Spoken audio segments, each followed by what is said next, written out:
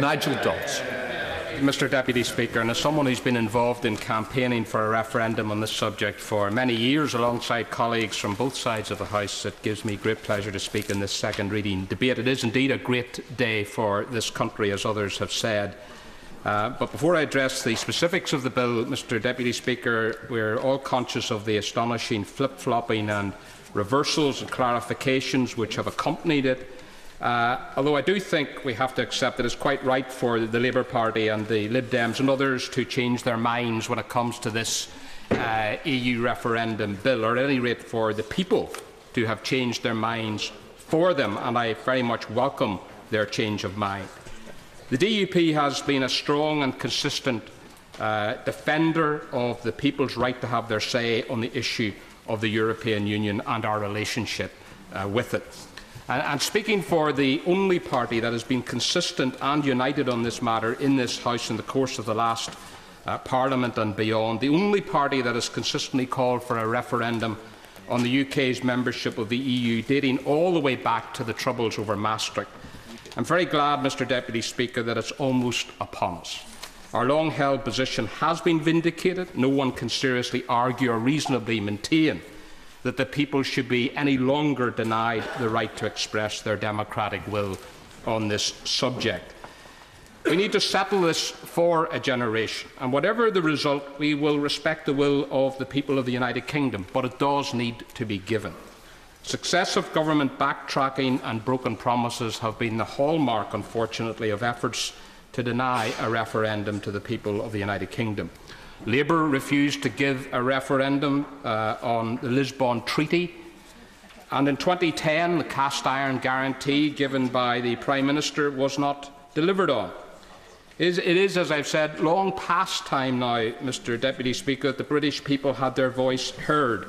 And that was very, very clear, I think, as we went round the doors during the general election.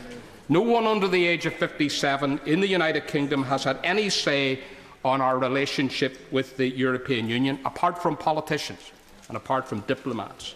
The impact of the EU is vast, but the ordinary people feel that they have not given any authority for these decisions to be made by the people they don't elect. I don't want to stray, Mr Deputy Speaker, into discussing the merits or otherwise of the UK's membership of the EU today. The bill before us is about how the people will decide on that matter, so it is to that bill that we must address ourselves. And unfortunately, I have to say that there are already a number of grave defects looming.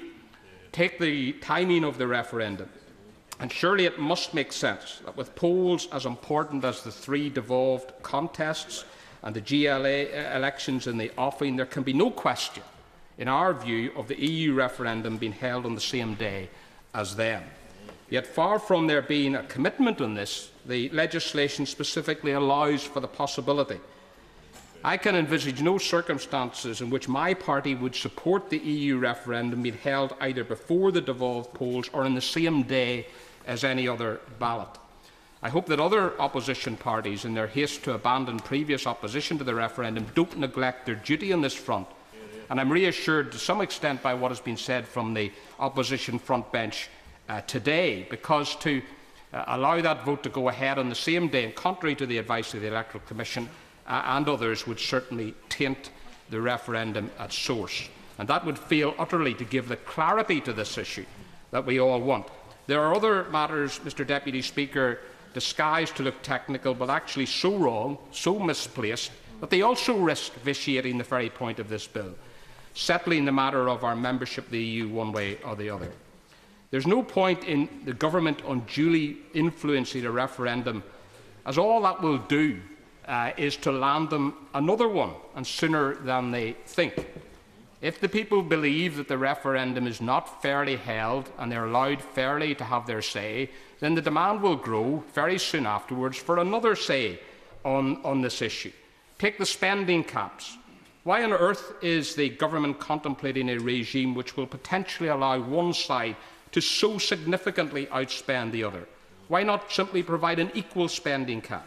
Why are foreign companies with offices registered in the UK suddenly allowed to participate in this poll? Does he not see what polluting the poll at source will risk doing to its outcome? And then we have the matter of the wording of the question as chosen by the government. We have no fear, Mr Deputy Speaker, on these benches of saying no. It's a proud and honourable tradition. It's one, moreover, Mr Deputy Speaker, which has had very little harmful effect on the result of referendums, certainly if you look at what happens in other Westminster model countries. Our phrase during the Belfast Agreement referendum was, "It's right to say no," and sometimes it is right to say no. And as a result of that, we have delivered a much better way forward. But the question could be leave or stay, or remain or depart, or any other formula along those lines. Ignoring the clear advice of the Electoral Commission against a bald yes or no question is wrong, in our opinion, and it's discouraging behaviour on the part of the government in terms of the way it's looking in getting this question over the line in this bill this evening. I can't help but agree with those members who have already publicly voiced their scepticism about why the government doesn't intend to observe PERDA over the referendum, nor why it won't provide in this legislation for a requirement on the European Commission or many of its arm-length satellites to observe it here likewise. So the fact of the matter is, Mr Deputy Speaker, that there will have to be changes to this bill in committee if it's going to be acceptable, certainly to us.